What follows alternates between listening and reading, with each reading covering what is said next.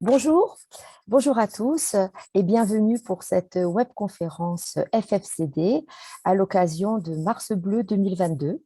Nous ferons le point aujourd'hui sur l'actualité et les évolutions sur la campagne de dépistage 2022 et puis les avancées pour les années suivantes. Autour de nous pour cette webconférence, nous avons trois experts. Premier expert, Patrick Delassalle. Vous êtes gastro-entérologue installé en libéral à Grasse. Vous êtes également secrétaire général du CMP-AGE et secrétaire général du Centre régional de coordination des dépistages des cancers, long sigle que nous appellerons CRCDC pour la région PACA. Ensuite, nous avons également Sylvain Manfredi, qui est gastro-entérologue et hépatologue au CHU de Dijon. Vous êtes secrétaire adjoint de la FFCD et président du CRCDC pour la région Bourgogne-Franche-Comté. Enfin, Bonsoir. troisième expert, Jean-François Seitz. Bonsoir. Bonsoir. Vous êtes professeur de gastro-entérologie et oncologie digestive à Marseille, passe-président de la FFCD et vice-président du CRCDC, également pour la région PACA. Donc, je vais ouvrir cette conférence par la première question à vous, Jean-François Seitz. Alors, est-ce que la France est bonne élève pour le dépistage? Alors, vous allez parler effectivement des résultats des campagnes de dépistage, mais aussi des mesures qui viennent d'être prises. Ça, on est dans l'actualité vraiment 2021. Oui, en fait, je remercie la FFCD de s'associer à cette campagne de sensibilisation sur cet énorme enjeu de santé publique, puisque on dénombre toujours plus de 17 000 décès chaque année en France. Et le taux de participation des Français jusqu'ici à la campagne n'est pas excellent, puisque un assuré sur trois seulement, en gros, participe à la campagne. Alors, on craignait le pire au cours de la pandémie Covid. Et en effet, vous savez que ces tests de dépistage, les FIT, sont acheminés par la poste, si bien que lors de la première vague de confinement, quand le tri postal était au point mort, ces tests sont devenus ininterprétables et les centres de dépistage, les centres régionaux de dépistage ont interrompu les invitations pendant au moins ces 2 mois du premier confinement. Heureusement, le retard a été ensuite rattrapé et finalement, malgré cette pandémie, on a pu voir, là ce sont des chiffres pour la région Provence-Alpes-Côte d'Azur, on a pu voir qu'en 2020, le nombre de tests lus avait été revenu à peu près au niveau de 2018, la dernière année normale, on va dire, puisqu'en 2019, du fait d'un imbroglio administratif et juridique, on a connu une pénurie de tests immunologiques pendant plusieurs mois de l'année 2019. Donc en 2019, on a une année correcte, on va dire, presque normale, et en 2021, on a observé un gain, une augmentation du nombre de tests lus, ce qui se traduit ensuite en taux de participation. Vous voyez, alors je vais me mettre peut-être en écran comme ça sera mieux. Vous voyez qu'on observe sur la période 2019-2020, qui était impactée par la pénurie des tests de 2019, on avait atteint les plus mauvais taux de dépistage. En bleu, les taux nationaux qui étaient tombés en dessous de 29%. Et dans la région Provence-Alpes-Côte d'Azur, qui est significativement plus pauvre que l'ensemble du territoire national, on est toujours à peu près 5 points en dessous de la moyenne nationale, avec ici, vous voyez, moins de 25% de participation. Et curieusement, vous le voyez, pendant la pandémie, et grâce à l'augmentation de tests pendant l'année 2021, on a observé un gain de participation de 7% en région Provence-Alpes-Côte d'Azur pour dépasser 31%. Je sais qu'en région de Bourgogne, Sylvain a observé à peu près le même taux, la même augmentation de 7%. Et vous voyez qu'au plan national, on vient d'avoir à peine les résultats de Santé publique France.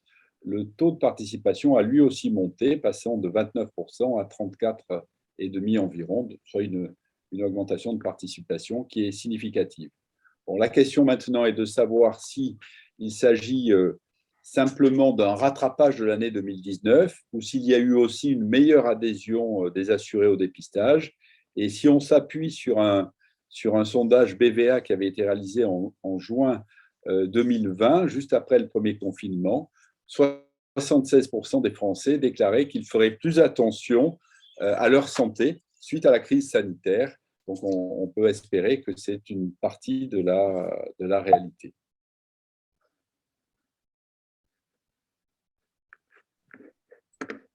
Jean-François Sett, pour aller plus loin, cette année, quelles sont les nouveautés? Alors, oui, pour justement que ce sursaut se transforme, pour qu'on transforme l'essai, il faudrait qu'en 2022, la participation augmente encore franchement. Le plan décennal de lutte contre le cancer prévoyait de faciliter l'accès aux tests. Et pour cela, il y a deux mesures qui sont prévues. Il y en a une qui vient d'être mise en place le 1er mars 2022 à l'occasion de Mars Bleu. C'est la mise en place par la Caisse nationale d'assurance maladie de la commande en ligne par les assurés. Et donc, ça fonctionne. Moi, j'ai commandé un test. Je l'ai reçu au bout de 14 jours à la maison. Simplement, pour que l'assuré puisse commander son test, il faut qu'il ait reçu une lettre d'invitation par le CRCDC de sa région avec un numéro d'invitation. Si vous n'avez pas ce numéro, vous ne pouvez pas commander le test en ligne. Et bien sûr, pour que l'opération se déroule normalement, il faut que l'assuré ait répondu à toutes les questions qui font qu'il n'est pas à haut risque. S'il est à haut risque, il ne reçoit pas le test, le processus se bloque et on lui indique de consulter son médecin pour aller plutôt vers la coloscopie directe. L'intérêt de cette mesure, c'est d'éviter le passage par le médecin généraliste, c'est ça? Et voilà, c'est un peu ce qu'on craignait pendant la pandémie, c'est que les assurés sont encore plus réticents que d'habitude à aller chez leur médecin, à aller traîner dans une salle d'attente au moment où il y avait un peu du virus partout, pour simplement, à leurs yeux, faire une mesure de prévention. Ils ne sont pas malades et il faut aller chez le médecin chercher le test de prévention. Voilà, donc cette commande en ligne va certainement apporter sa pierre à l'édifice. Après, la deuxième mesure qui n'est pas encore active, mais qui est prévue, je crois, pour d'ici la fin de l'année 2022, c'est la distribution dans les officines par les pharmaciens des tests. Là encore, après un questionnaire, comme le fait le médecin généraliste ou le gastro-entérologue ou le gynécologue, qui sont aussi habilités à distribuer les tests, un questionnaire qui permet de dire si l'assuré n'est pas un groupe à haut risque et s'il est à risque moyen, ce qui est le cas de 80% des assurés, à ce moment-là, il peut avoir le test et le réaliser. Très bien. Merci beaucoup, Jean-François Sett. Patrick de la Salle, j'ai envie de me tourner vers vous pour vous poser maintenant la deuxième question. C'est qu'au niveau pratico-pratique, on a vu là deux mesures, dont une est déjà en place et une autre qui va arriver. Maintenant, en termes de bornes d'âge, est-ce qu'il y a encore du chemin à faire, en particulier sur la tranche 45-50 ans? Est-ce que c'est quelque chose qui est en, en réflexion et qui serait utile? Alors, effectivement, la question, c'est faut-il élargir la tranche d'âge chez les 45-50 ans?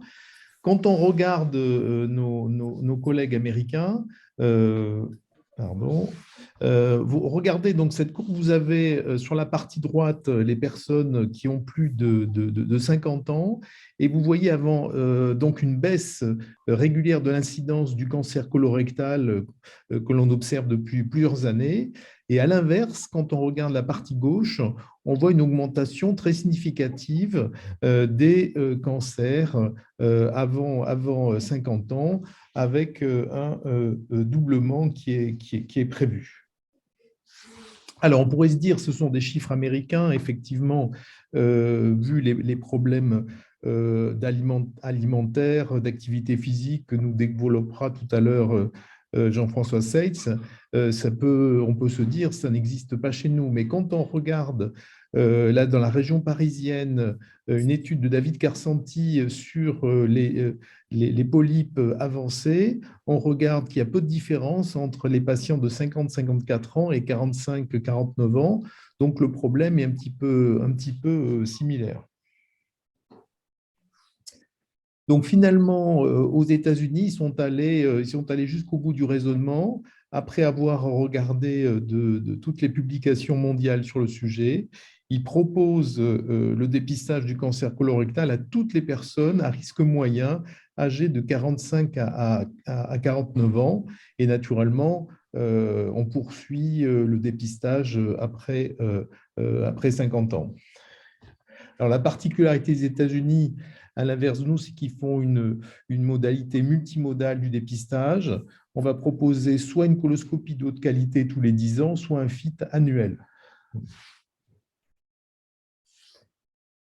Suite à la stratégie décennale de lutte contre les cancers 2021-2030, il y a de multiples mesures qui vont être appliquées. Donc, la première est la possibilité de commander son FIT si on rentre dans le cadre d'un risque moyen.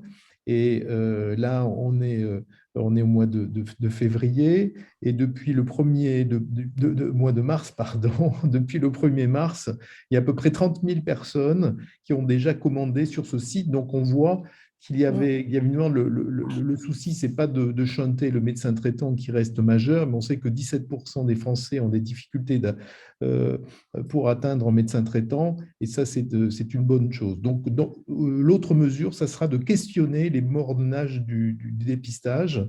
Donc, c'est en cours de réflexion. Très bien, merci beaucoup sur ce point. Et en fait, à l'autre extrémité, puisque questionnement sur les bornes d'âge, on s'interroge aussi sur la borne d'âge post-75 ans, s'il est Tout vraiment à prévu. fait. Donc, c'est une question qu'on ne devrait pas avoir à se poser. Hein, si dans un monde idéal, toutes les personnes de la population cible de 50 à 74 ans ou 45 à 74 ans participaient activement au dépistage régulièrement, massivement. On estime qu'à 74 ans, quand on a eu des tests négatifs tous les 2 ans pendant une quinzaine de dépistages, on n'est plus exposé, on est moins exposé au risque que quand on ne fait pas le test.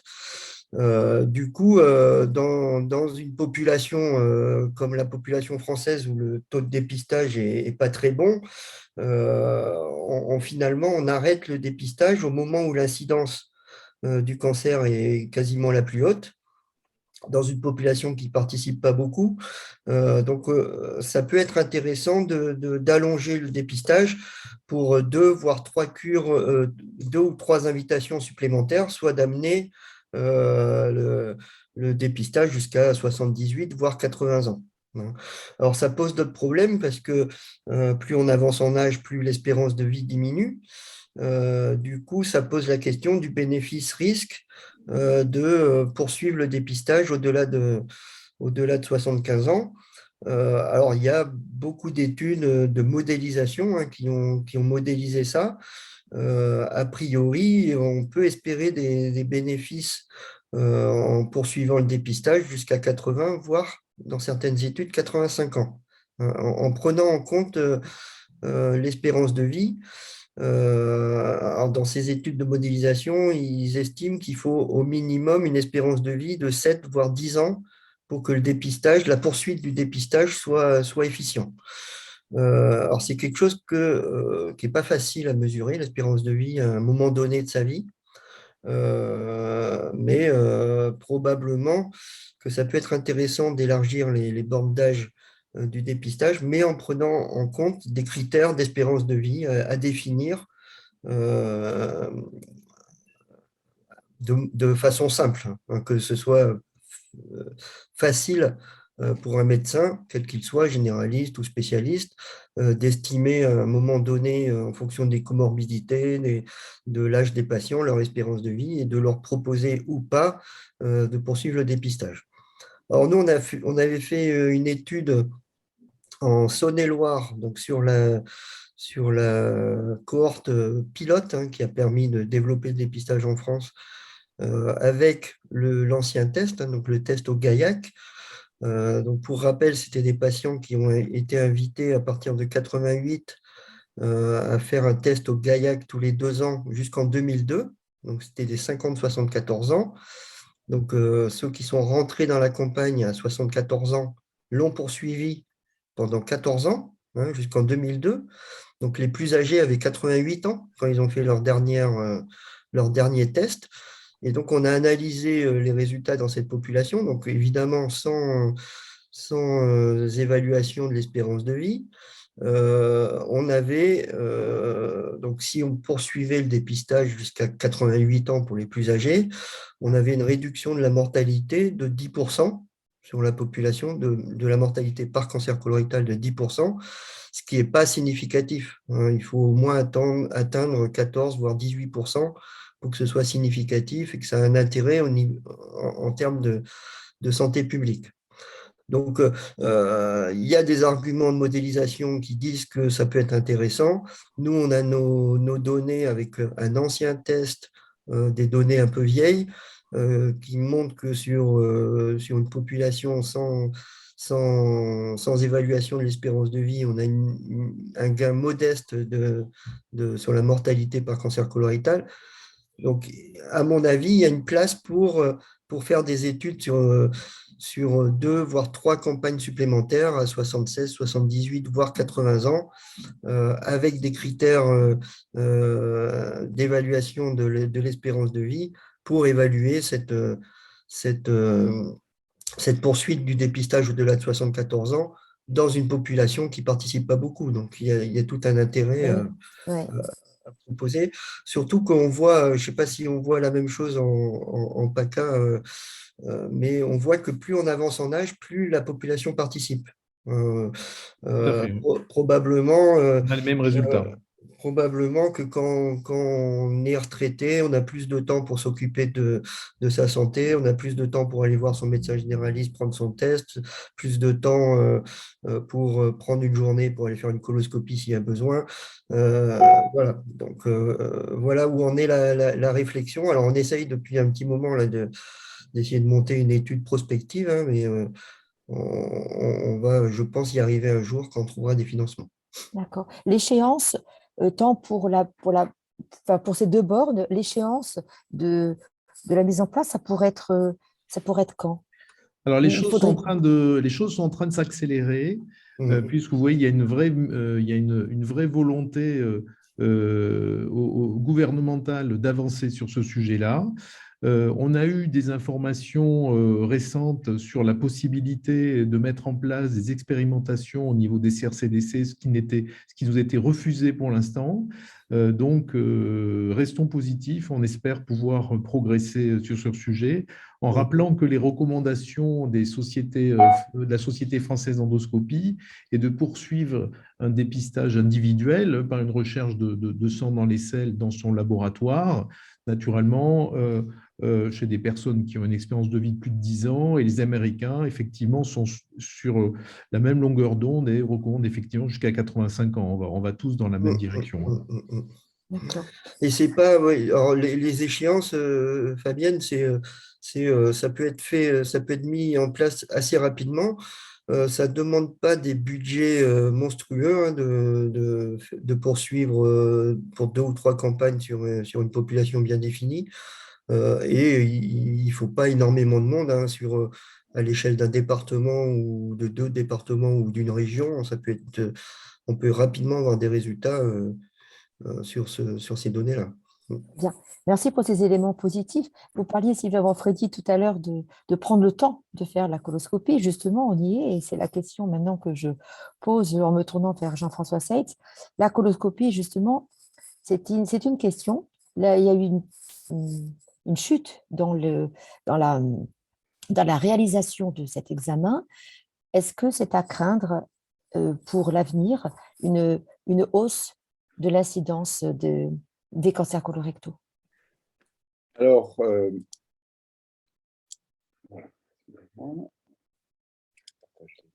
D'ailleurs, peut-être commençons par pourquoi cette chute? Qu'est-ce qui s'est passé? oui, absolument. Alors,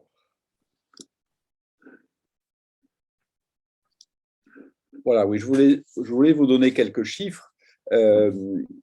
On se rappelle tous qu'en 2020, lors du premier confinement, il y a eu le plan blanc, puisque l'activité d'endoscopie digestive a été mise au point mort, puisque les unités d'endoscopie ont été utilisées comme des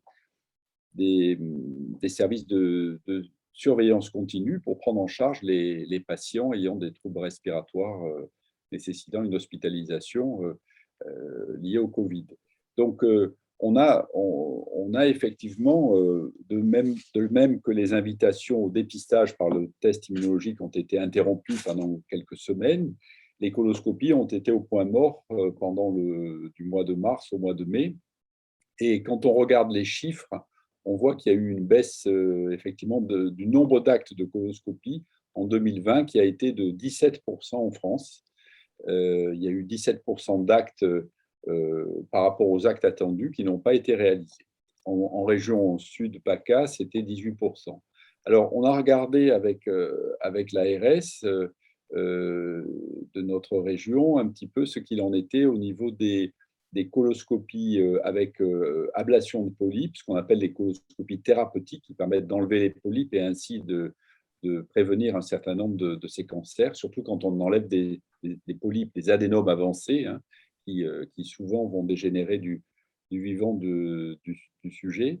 Et bien là, on voit que la baisse, elle a été de même ampleur, 18 à 19% de réduction des coloscopies avec ablation de polypes.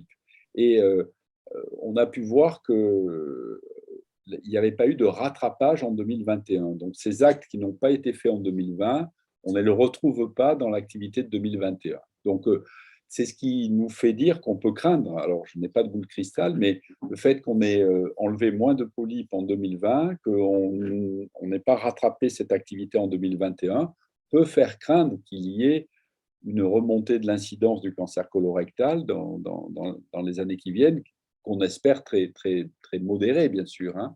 Voilà. On a aussi regardé s'il y avait eu des problèmes au niveau des coloscopies pour diagnostic de cancer. Bon, là, il ne semble pas, puisque la baisse est très faible.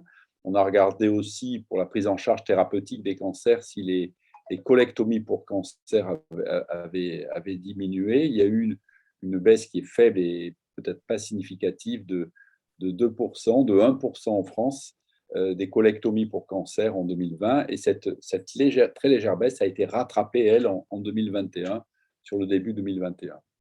Voilà ce qu'on peut dire sur l'activité de coloscopie pendant la pandémie, enfin les quelques éléments que l'on a aujourd'hui. D'accord. Bon, on espère qu'effectivement, s'il n'y a pas eu de rattrapage en 2021, mais avec les bons chiffres annoncés pour 2022, que l'activité va repartir.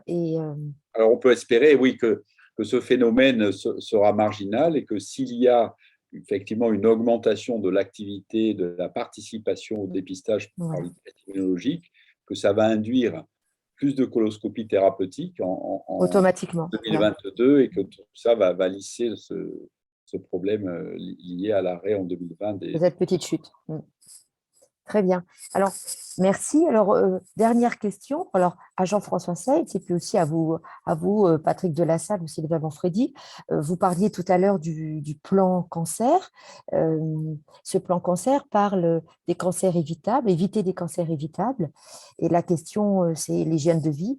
Comment peut-on limiter cette incidence des cancers colorectaux par une meilleure hygiène de vie? Alors, c'est vrai qu'en préparant cette conférence, on disait avec Jean-François Seitz, quand on parle de cancer de poumon, c'est vrai qu'assez naturellement, on dit arrêtez le tabac. Donc ça, c'est des messages forts qui se transmettent plus facilement. Alors, pour le cancer colorectal, on fait comment? Quel type de message à faire passer? Très bien, oui, bien sûr. Effectivement, c'est un des objectifs de l'axe 1 de la stratégie décennale, hein, c'est améliorer la participation au dépistage, mais aussi améliorer la prévention et agir sur les cancers évitables. On sait qu'en France, parmi les 382 000 nouveaux cas de cancer, il y en a 40% qui sont liés à des facteurs de risque modifiables et qui sont donc évitables. Et l'objectif du plan, c'est de réduire de 60 000 cas par an le nombre de ces cancers. Alors, quand on regarde effectivement quels sont les types de cancers évitables, Vous parliez bien sûr du cancer du poumon, du larynx, ou du col de l'utérus, où là, si on n'est pas en contact avec HPV, bien on n'a pas de risque d'avoir ou si on est vacciné, on n'a pas de risque d'avoir le cancer du col utérin. Mais ce qui est très frappant quand même, c'est de voir que ce cancer du côlon, on ne l'imagine pas, mais il y a la moitié des cancers du côlon et du rectum qui sont évitables si on lutte contre les facteurs de risque, c'est-à-dire la sédentarité, la nutrition inadaptée, l'excès d'alcool ou le tabac. Donc, le cancer du côlon est au-dessus de la moyenne avec le pourcentage de cancer évitable. Vous voyez aussi sur cette diapositive que le cancer du sein est un petit peu en dessous. Il y a un tiers des cancers du sein qui sont évitables si on agit sur les facteurs de risque. Donc, c'est très étonnant de voir ce pourcentage important de cancer du côlon évitable. Et en fait, sur le plan de l'hygiène de vie, il y a deux facteurs importants. C'est d'une part l'activité physique l'activité physique régulière qui, en fonction de son intensité, réduit de 20 à 50% le risque de cancer colorectal. C'est colossal. C'est colossal. Et après, il y a la nutrition. Alors, la nutrition, c'est des choses qui commencent à être bien connues. Réduire sa quantité de sucre, de soda, ça augmente le risque de beaucoup de cancers, le cancer du foie notamment, mais aussi le cancer du côlon, et réduire sa consommation de viande rouge et de charcuterie. Ce qui est intéressant, c'est qu'en 2021, les chercheurs ont identifié une mutation induite par la consommation excessive de viande rouge et qui facilite l'installation d'un cancer du côlon. Donc, ce qui était observé par les épidémiologistes depuis très longtemps, un régime déséquilibré favorisant la viande rouge et la charcuterie, eh bien, ce fait, il est démontré, un peu comme on a démontré que les ultraviolets induisaient des mutations qui conduisaient au mélanome ou le tabac, des mutations qui conduisaient au cancer du poumon. Donc, la nutrition a un rôle essentiel.